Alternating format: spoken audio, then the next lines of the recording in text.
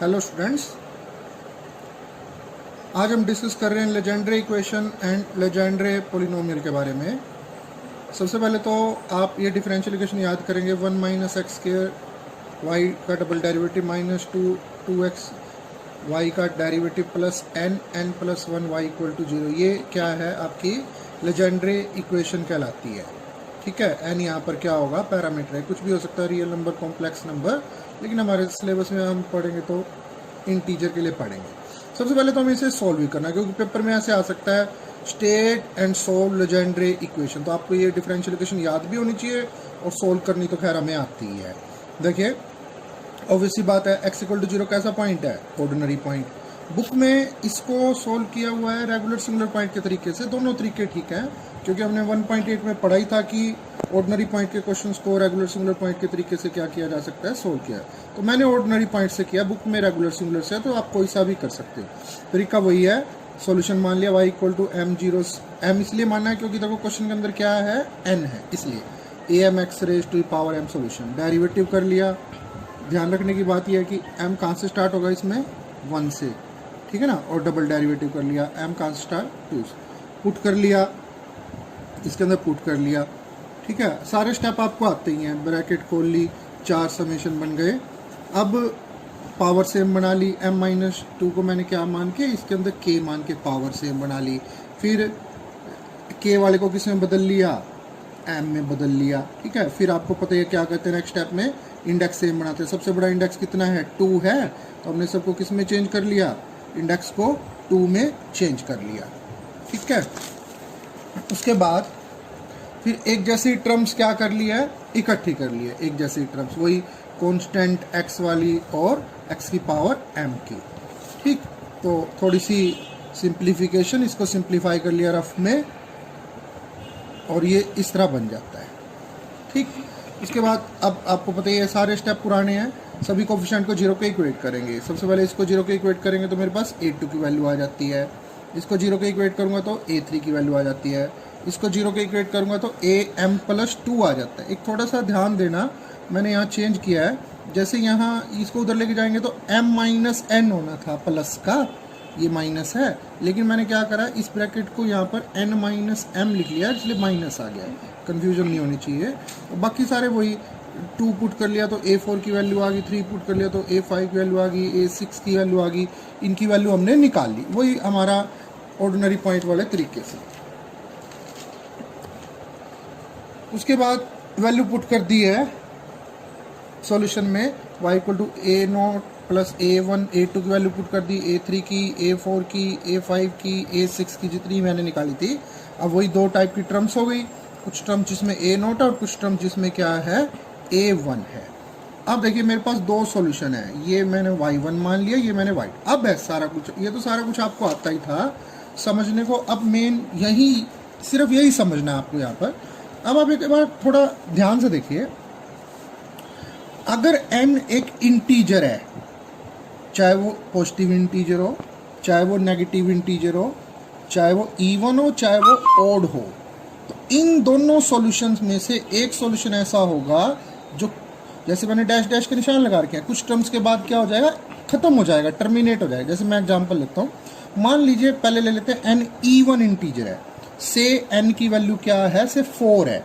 अब आप देखिए, जैसे n की वैल्यू इवन मानी है मैंने, 4 मानी है, तो देखो इसमें क्या आ रहा है, पहले n+1, अगली बार क्या है, n-2 इधर ऐड हो गया, n+3 उधर ऐड हो गया। जैसे इसको आप यहाँ देख लो, ये रहा y1, मैंने क्या कह रहा हूँ, देखो n कितना है, 4। अगर मैं n को 4 मानता हूँ तो देखो यहाँ पर क्या बनेगा, 0 बनेगा ना। अब ये सारा कुछ नेक्स्ट टर्म में भी आएगा, तो n4 रखने पर, कहने का मतलब ये सारी टर्म्स इसके बाद क्या हो जाएंगी, 0, अगर इवन इंटीजर है, पॉजिटिव है बल्कि। अब मान लो ऑड है, से n की वैल्यू 3 है या 5 है, यहाँ देखिए, अब मान लो n की वैल्यू 5 है, तो इसमें तो देखो n-5 कहीं है नहीं, इसमें n-5 है यहाँ पर, तो और ये टर्म अगर मैं एक और लिखूँ तो उसमें फिर आएगा एक्स्ट्रा। तो अगर n को मैं 5 लेता हूँ तो ये वाला जो सॉल्यूशन है वो कुछ टर्म्स के बाद क्या हो जाएगा, टर्मिनेट हो जाएगा, कहने के बाद उसके बाद डैश डैश खत्म हो जाएगा।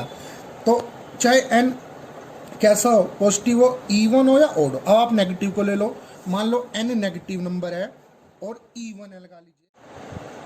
अब देखिए मान लीजिए कि आपका n क्या है, एक नेगेटिव इंटीजर है।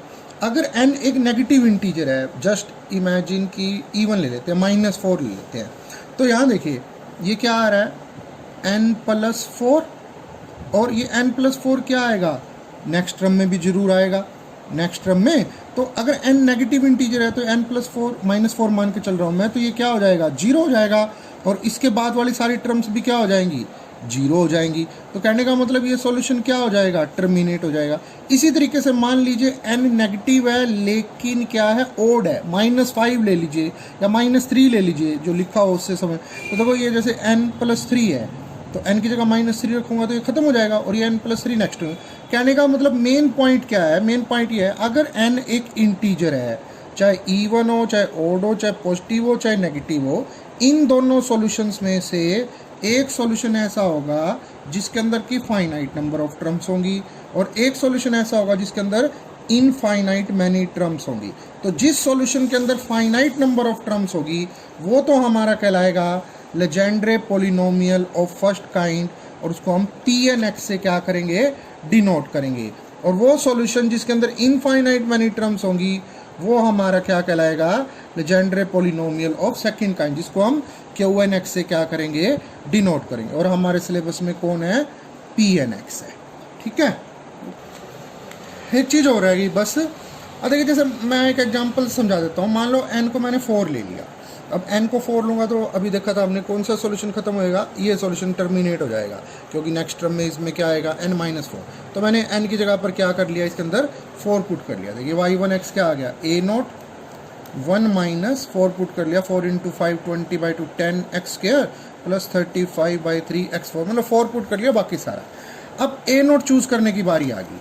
अब देखिए इनमें क्या है, Pn(x) के अंदर क्या है, जो ये कांस्टेंट है, आपको हमेशा ऐसे चूज़ करना है कि Pn1 क्या आना चाहिए, 1 आना चाहिए फॉर ऑल n।